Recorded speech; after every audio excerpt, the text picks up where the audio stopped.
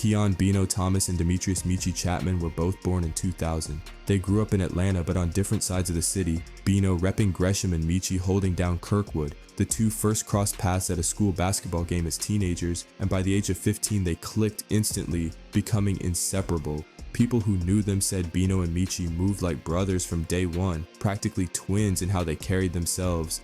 Their early days were filled with the usual teenage mischief, sneaking off to a cousin's empty house to smoke and chill while the adults were gone. With a bond forged in rebellion and countless late-night hangouts, they built a ride-or-die alliance long before music was ever in the picture. During this time, they also became affiliated with the Homixide 800 crew. The SMM set out of Edgewood on Atlanta's east side, which, as you can probably guess, went on to inspire the name of the rap duo itself. For Beno and Meechie, this brotherhood set the foundation, but it was their exposure to the local rap scene that really lit the fuse under Homixide Gang's come-up. Every hero's journey has mentors. For Homixide Gang, those mentors were their fallen friend R5 Homixide and the infamous Problem Child 5. These two older homies were already rapping, already buzzing in the Atlanta streets, while the future Homixide Gang members were the young bucks watching from the sidelines. Meechie and Beno spent countless nights on the couch, blazing up while R5 and PC5 laid down tracks, never imagining they'd be the ones in the booth one day. In fact, everyone thought R5 was next up. He was a rising Atlanta talent, with a hit single Lionheart making noise. Problem Child 5, artist signed to Future, was like a big brother for the duo. To this day they shout free Problem Child because PC5 ended up behind bars after allegedly eliminating few people. In May 2025, he beat 5M charges and was sentenced to 20 years in prison after pleading guilty to gang activity. But the real tragedy struck in 2021. R5 Homixide died at just age of 22 after eating fake perk and committing suicide. The crew was devastated. The loss of their friend hit hard, but it also left a void. Little did Beno and Meechie know, they were about to become the unexpected torchbearers of the Homixide name. With their mentors gone and their crew looking for a new champions, the stage was set. Facing some undisclosed situations in their lives, Meechie and Beno finally said, "Why not us?" and hit the studio. Music had always been around them, so the transition from fans to artists happened naturally. By the time they had a couple of tracks down, Homixide, Beno, and Meechie realized they might actually have something. The duo had found their calling, but they were still missing one crucial element: a big break. That break came courtesy of a certain Atlanta rock star, Vamp. Their golden ticket came in 2021 when they linked up with Playboy Carti in the studio. Now, Carti wasn't a stranger. He already knew of Beno and Meechie through the grapevine. In fact, Carti had been tight with many Homixide set members, including R5 and Problem Child, which means he was aware of the Homixide Gang early on. How aware? Carti literally named a song Beno on Whole Lotta Red and shouted out Problem Child, Lil Demon, Beno, and R5 on the track Stop Breathing. Free, oh my god! Free Problem Child! I've been with Lil Demon and Lil Beno and R5! So by the time Homixide Gang played Carti one of their own songs called SSN, Carti was already inclined to listen.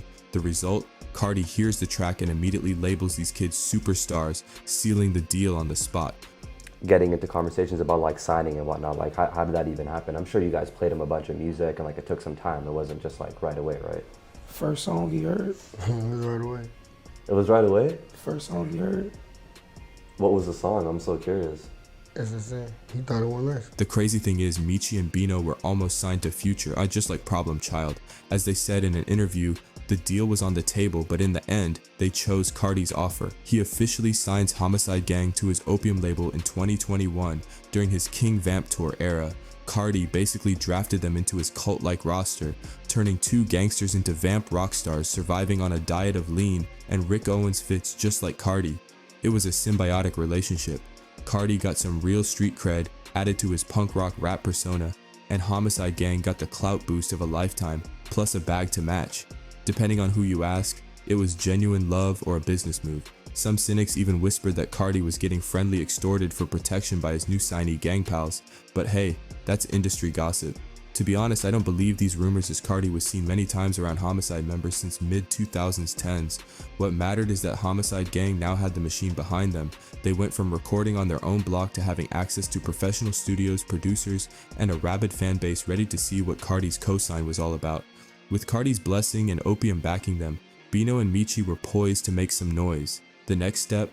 drop some music and see if the streets and the internet were feeling it. Freshly signed and ready to prove themselves, Homixide Gang wasted no time. In May 2021, just weeks after inking the deal, they dropped their debut EP Snotty World. This project was our first real taste of Beno and Meechie's sound. Short, aggressive tracks with dark rage beats and chaotic energy, perfectly in line with the wild Opium aesthetic. Against the backdrop of Opium, they definitely stood out with their lyrics full of gangbanging lifestyle, selling bricks and spinning blocks. The EP did well in building their buzz, but it was the deluxe edition in August 2021 that really took things up a notch. Why? One word, or rather one number, 500. The track featuring their friend R5 Homixide blew up on social media and became their breakout hit. Suddenly, Homixide Gang wasn't just that new act under Cardi's wing, they had a street anthem of their own. The song's success was bittersweet, dropping not long after R5's death, but it served as a tribute and a statement that Homixide Gang had arrived. Off the strength of 500 and the Snotty World EP, their fan base grew fast. They even had enough momentum to consider a full album. In late 2021, the duo planned a project called Snotty Hill with producer D Hill, known for working on Drake's Life is Good.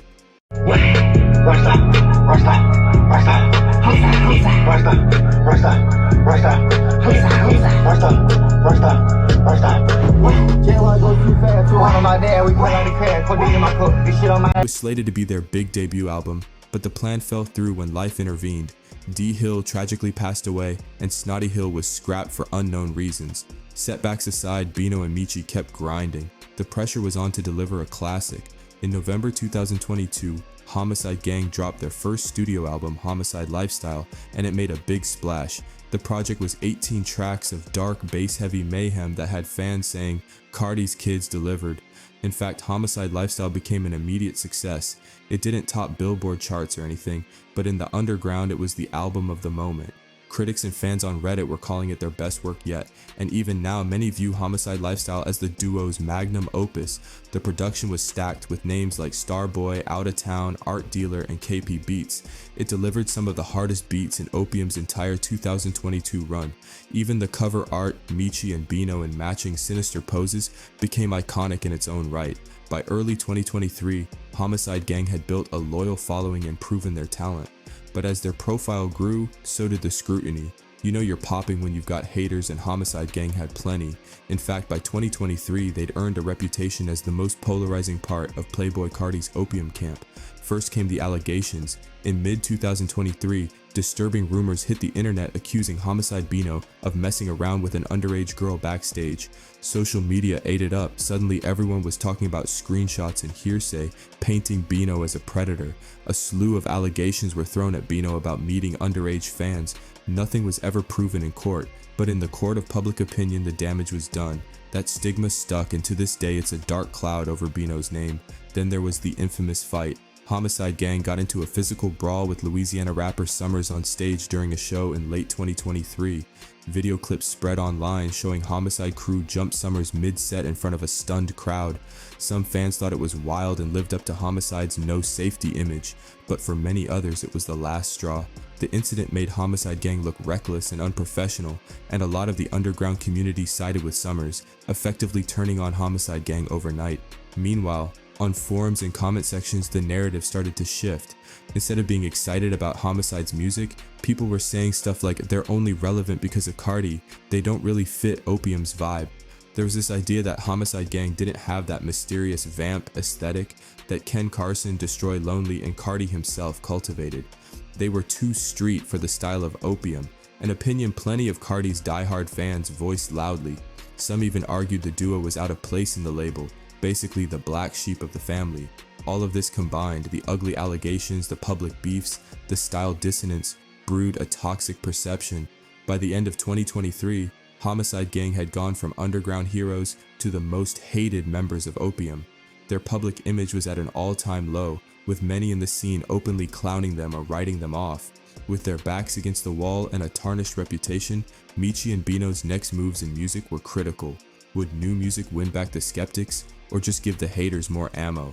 Homixide Gang's journey has been anything but smooth, and their discography reflects it. Take 2023 for example, a true roller coaster. In April 2023, they dropped their sophomore album Snot or Not. which despite the drama around Beno, was another success. Critics and fans dug it and it kept their momentum going. For a moment it seemed like music was the antidote to the controversy, but fast forward to October 2023, they released a mixtape titled Fifth Amendment, and the reception was mixed. Most fans weren't exactly excited about this album, since it dropped right around the same time as A Great Chaos from Ken Carson. Meechie and Beno weren't about to bow out. In May 2024, they came back with a vengeance on their third crazily titled album, Don't Hurt Your Eyes. It reads like I 5, you 5, we 5, with 5 symbolizing their ties to the Homixide 800 set. And surprised, the album was a big improvement. Album had the bangers and focus that the Fifth Amendment lacked. Even skeptics had to nod along to tracks like Deathlock and Sharpshooter. The new songs just hit harder. Word on the streets and Reddit was that Homixide Gang redeemed themselves with this project. It didn't completely erase the hate. Old allegations and impressions don't vanish overnight, but it showed that Homixide Gang wasn't done yet. Their trajectory was back on the upswing.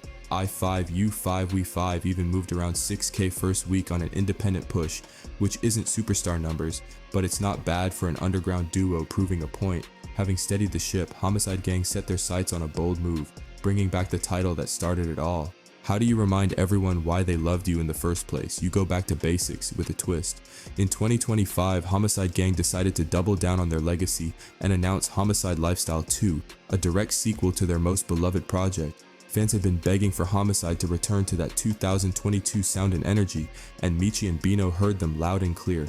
Throughout early 2025, the duo kept excitement high by previewing snippets of new songs on Instagram Live and at shows.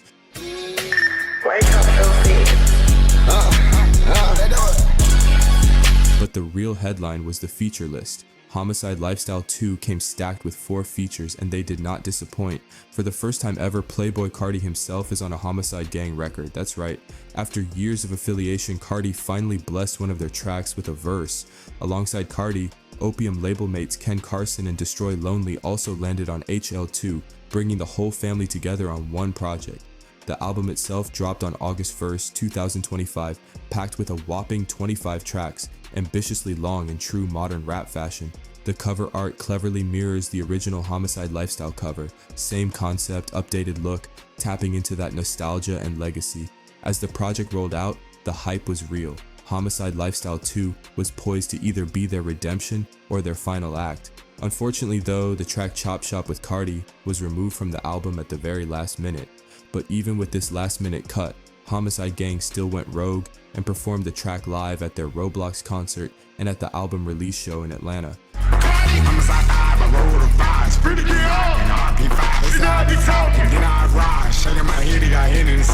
Early reactions from the Opium community have been positive.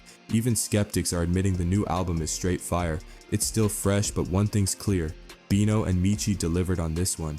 Homixide Lifestyle 2 might be the victory lap Homixide Gang needed, but even with a triumphant sequel under their belt, questions remain. So here we are. Homixide Gang's story is still being written, and the big question is what comes next. On paper, they've got a lot going for them, a solid catalog, a notorious brand, and the backing of one of rap's most enigmatic superstars. As long as Meechie and Beno are signed to Playboi Carti, they'll have opportunities and relevance in the industry. There are rumors they might even took a spot on Carti's next album Baby Boy, with previously mentioned track Chop Shop, which would expose Homixide to an even wider audience.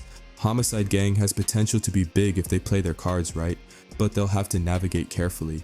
One more bad scandal, one dud project, and those fair weather fans will use it as an excuse to say, I told you so, and jump ship. On the other hand, if Homixide Gang can keep dropping quality music and maybe stay out of trouble for a while, they have a real shot at turning the haters into believers. One thing's for sure, the saga is far from over. In true Homixide fashion, Beno and Meechie are walking that fine line between greatness and self-destruction, between the love and hate of the fans. Stay tuned. This story is still writing itself, and in the Homixide Lifestyle, there's no such thing as an easy ending. What's your favorite Homixide Gang album so far? Let us know in the comments. Also, if you like this video, make sure to like, subscribe, and hit the bell so you never miss the latest updates. Until next time, peace.